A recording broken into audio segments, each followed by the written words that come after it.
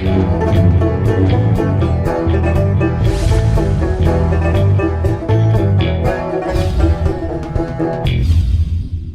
I'm the DeadwoodJedi. There's another Raid Shadow Legends video. We're on the free-to-play today. We're on that road to Hydra, and today we're going to talk about it a little bit because it's kind of a big day. Day 106 here. A little bit later in the afternoon for me, so no morning coffee today. Or I drank it already, it's a better way of phrasing it. But we're on the free-to-play, and I'm trying to get ready for Hydra, and we've made some pretty big achievements. One of them I'm going to do right now. I've got my food for Royal Guard, so this is actually very exciting, right? I have Royal Guard now, rank 6. I was literally waiting for you guys to record this video so I could put that out there.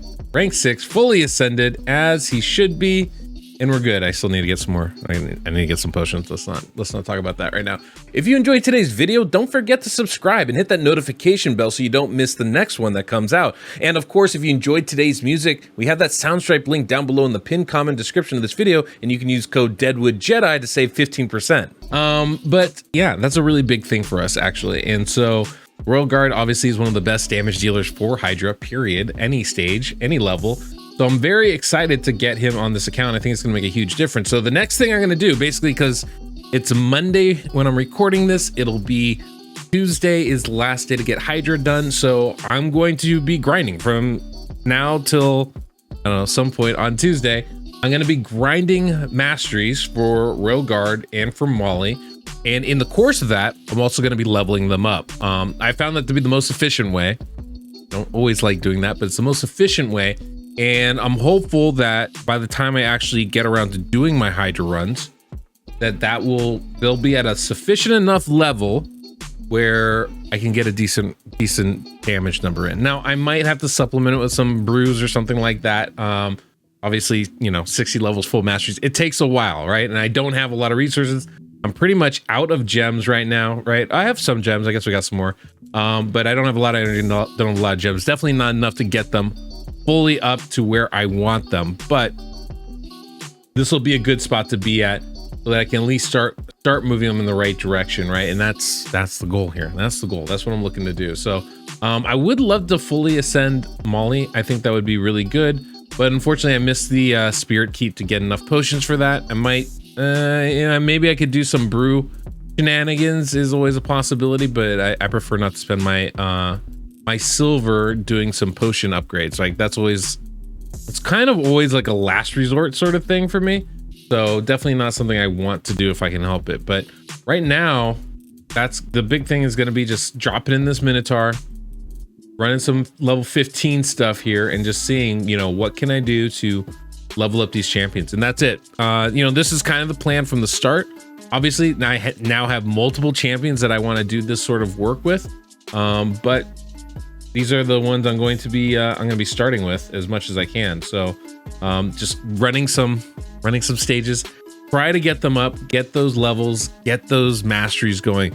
For Royal Guard, it's obviously going to be really, helpful for both of them really, because, if we can, especially for Hydra, I want to try to take War Master or Giant Slayer on all my champions. The big way to get some easy damage out of it. For Royal Guard, obviously, the increased crit rate, increased crit damage from the offensive tree is very helpful, but maybe not as impactful. I think both these champions, if I was going to pick two champions that didn't have masteries, these two might be some decent choices, right? Molly, obviously, I'm going to need to build with some resistance. I'm going to need to build with some accuracy, but one of the realities is I might just have to suck it up and deal with the Head of Mischief stealing buffs off our champions.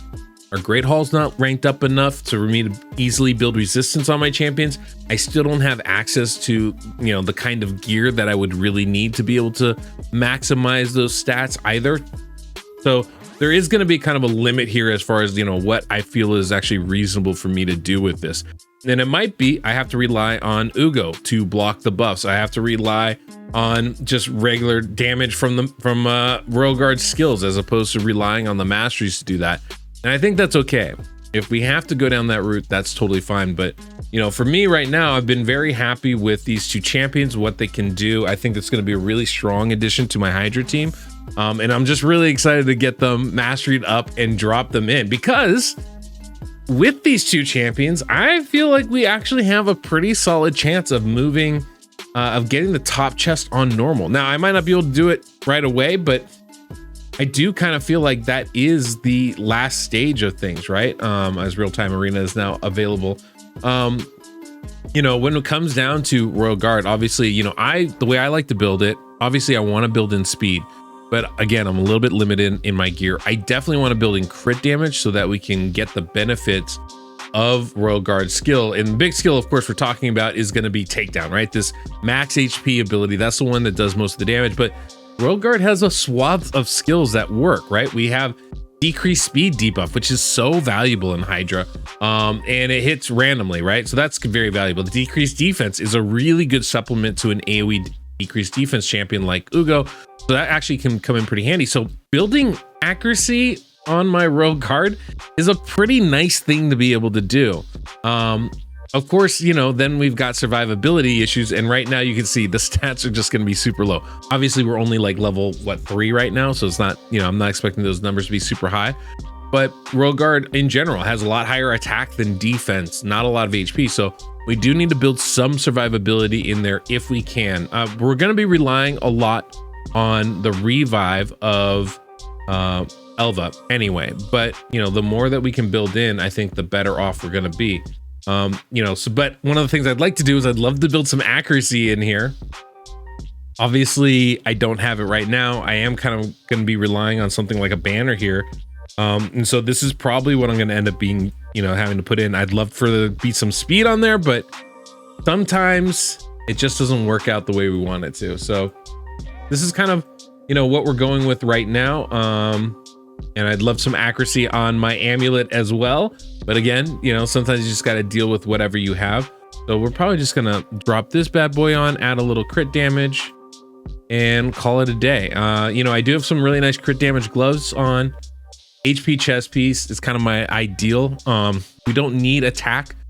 Even though Royal Guard's an attack-based champion, the max HP, it's not really going to factor in there. And that's our big damage dealing skill. So my idea is more so than anything just to survive till we can use it and cycle through till we can use it. So speed is really important. Crit rate, crit damage are really important, but not necessarily the damage stat attack in this case. So after that, I'm really looking for survivability.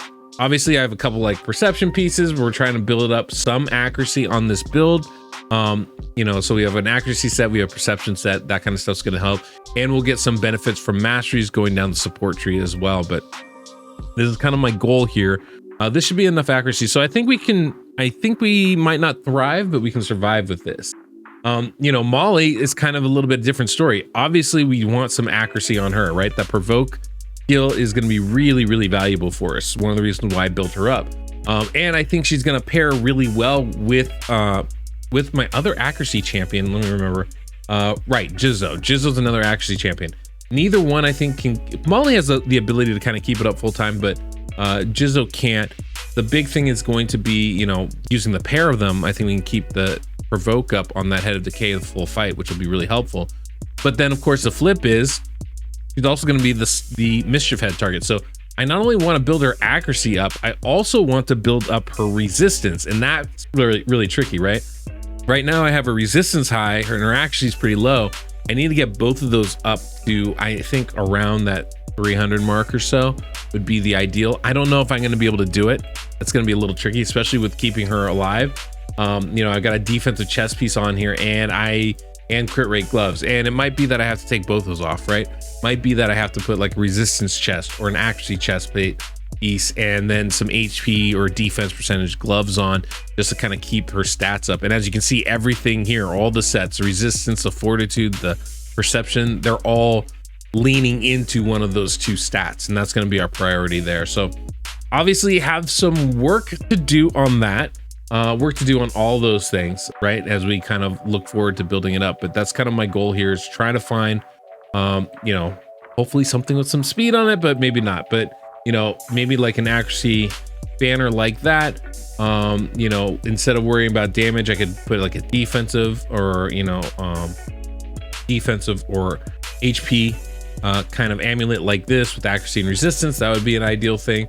Little things there to help build up her survivability as she's hopefully getting hit over and over and over again. So that's the goal.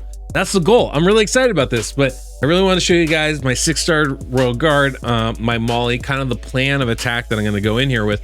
And, you know, like any plan, it only is as good until it meets an enemy, right? So, you know, we'll see how this actually unfurls once we get into it, because once I do get into it, I'm going to have to make some adjustments.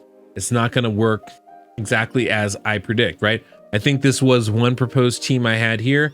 Probably won't use Black Knight, especially right away. Right, Royal Guard, Rhonda, those are mainstays. Ugo's a necessity.